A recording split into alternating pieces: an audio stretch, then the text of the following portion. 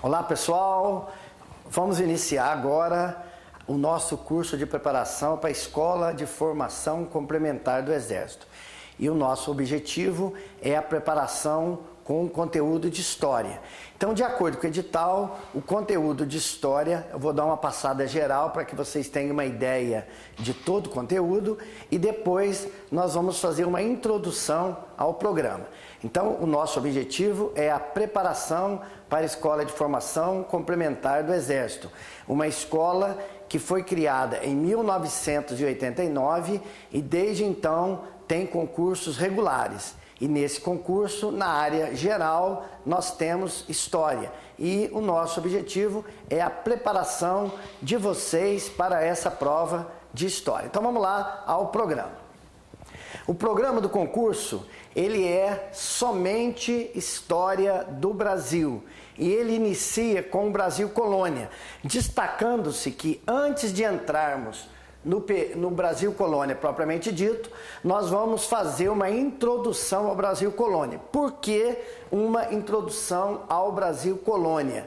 Porque a chegada dos portugueses ao Brasil, que deu início em 1500 ao processo de ocupação europeia aqui no Brasil, ele tem toda uma história que antecede, ou seja, quais foram as condições que levaram à chegada dos portugueses? Por que foram os portugueses que chegaram aqui ao Brasil? Como é que foi todo o processo de expansão marítima e colonial? Então nós temos que ter esses conhecimentos, porque esses conhecimentos levam ao entendimento da história do Brasil.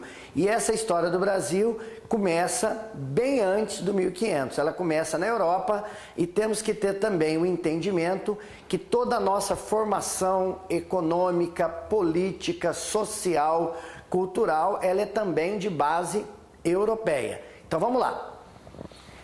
Então, tendo o entendimento que antes do Brasil Colônia, nós temos o período que nós vamos ver lá na Europa, desde a formação de Portugal, a expansão marítima e colonial europeia, todas as condições que propiciaram essa expansão e a chegada na América. Depois nós vamos para o Brasil Colônia, que é dividido em administração colonial, economia, cultura e sociedade. E essa divisão vai na administração a capitania hereditárias e governos gerais. Sendo que a administração colonial, ela é marcada por dois polos. Um polo do centro, que é a administração da metrópole, a administração da coroa portuguesa através de suas autoridades, e uma administração local, representada pelos proprietários de terras, pelos donos das sesmarias, representado pelo grupo local, ou seja, a elite local. Então, na administração colonial, nós vamos ver tanto a administração central, que representava a autoridade da coroa portuguesa, os governadores gerais, toda a administração portuguesa, o central, e por outro lado, o poder local representado pelos produtores, ou seja, pela elite colonial, aqueles que estavam nas vilas, nas cidades e representavam o poder através das câmaras municipais. Em seguida, nós temos as atividades econômicas.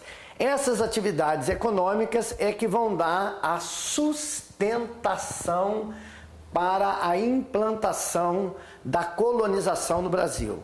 E ela vai ser tanto na agricultura, quanto no comércio, quanto na pecuária e quanto na administração. Destacando aqui nas atividades econômicas, as atividades econômicas principais. Quais são essas atividades econômicas principais? São as atividades que serão o centro da atenção, o centro de toda a vida econômica colonial. Então, a primeira atividade econômica será a agromanufatura do açúcar. Então, o açúcar será a primeira atividade econômica. O açúcar vai ser a atividade econômica que vai dar sustentação. Então, a colonização do Brasil, ela se viabiliza através da agromanufatura açucareira. Essa agromanufatura açucareira que vai ser implantado numa área de grande desenvolvimento dessa atividade, que vai ser no Nordeste, o chamado Nordeste açucareiro, com polo em Pernambuco, ela vai dar a viabilização do processo de colonização. Em seguida, nós teremos uma outra atividade econômica principal, que será a mineração. Já essa mineração terá como polo central, como polo de expansão, a região mineradora de Minas Gerais. Então nós teremos em Vila Rica, Sabará, Diamantina, Congonhas, toda aquela região ali, a área mineradora, que no período da mineração será a mais importante área econômica do Brasil, inclusive demandando a mudança da capital, de Salvador para o Rio de Janeiro. Em seguida, nós teremos o pecuária e comércio, que não serão atividades destacadas. Continuando, administração e cultura, os povos indígenas, a sua organização e ação jesuítica. E teremos que, durante o período colonial e até boa parte, quase o final do período imperial, nós teremos os dois grupos principais, que eram os senhores e os escravos. Destacando-se que os escravos serão a mão de obra que vai construir o processo de colonização. Então, os negros vindos da África e escravizados aqui no Brasil, eles serão a mão de obra que vai dar o suporte do processo de colonização.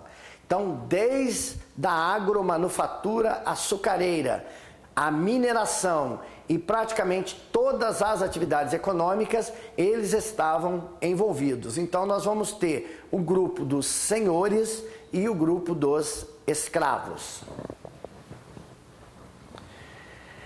Continuando o primeiro tópico, que é Brasil Colônia, a expansão territorial. Então, a expansão territorial, ela será feita a partir de 3 processos: as bandeiras, a mineração e a pecuária.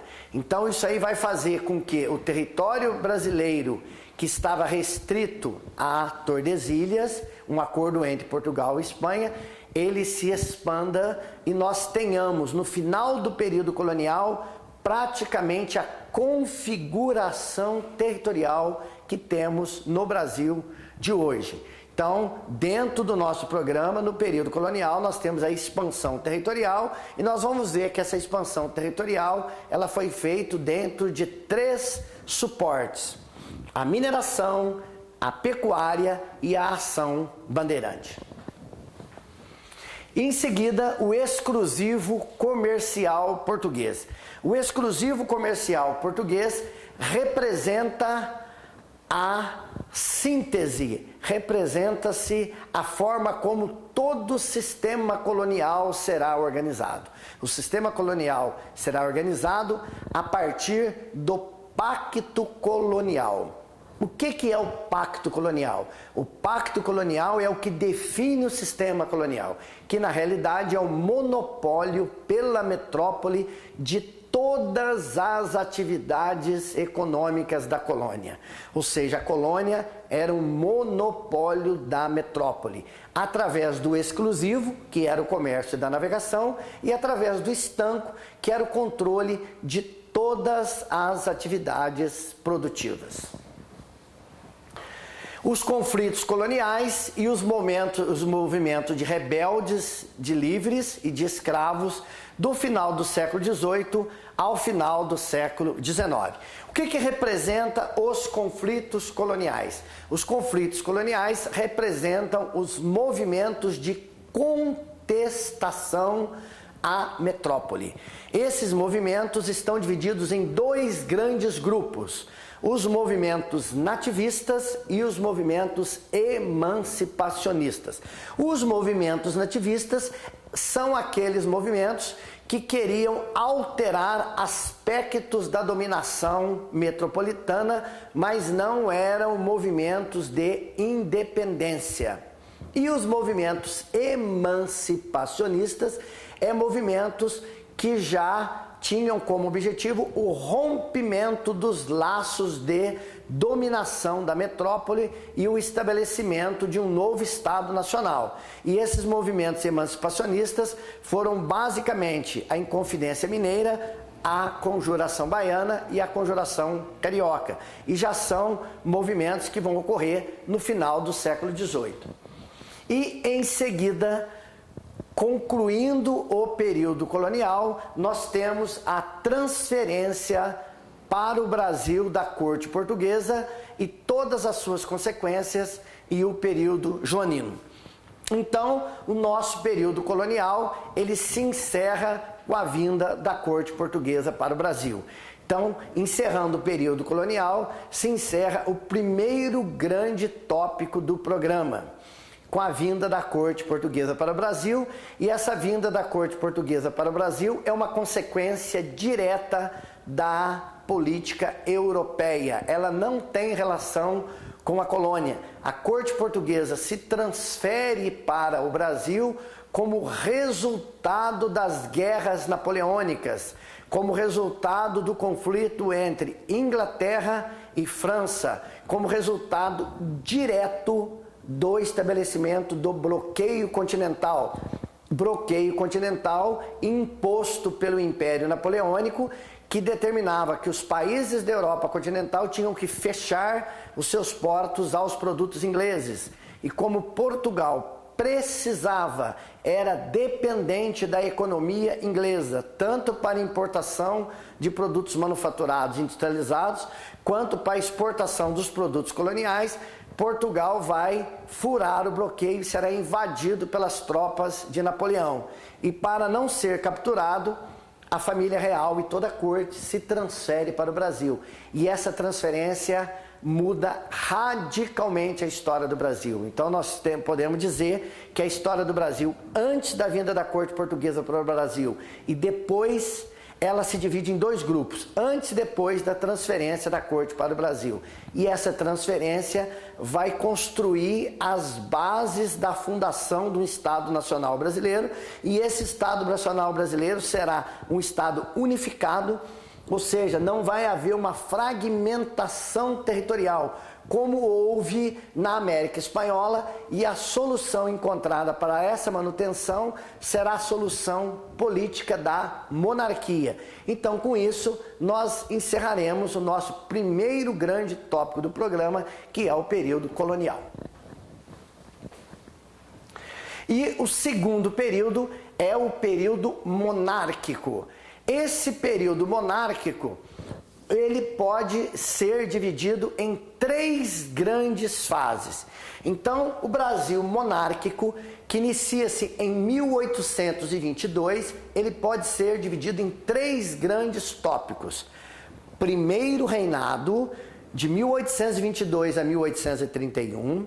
Segundo período regencial, de 1831 a 1840, e terceiro, segundo reinado, que vai de 1840 até 1889, tendo como marco inicial a independência em 1822 e como marco final do período monárquico a proclamação da República em 1889.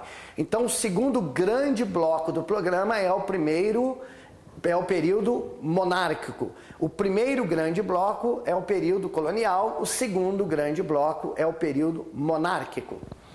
Esse período monárquico, ele começa com a independência e o primeiro reinado, a Constituição de 1824, os militares, a Guarda Nacional, a construção do Exército Brasileiro, os período regencial, o Ato Adicional de 1834, as revoltas regenciais.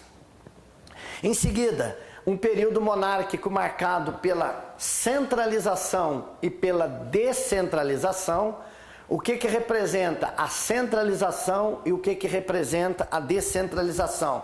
Então nós vamos ver que no período monárquico nós vamos ter esses dois polos, um polo central de centralização, ou seja, grande poder central, grande poder ao centro de decisão no Rio de Janeiro, e a descentralização, ou seja, o maior poder nas províncias, representando de um lado o federalismo. O que era o federalismo?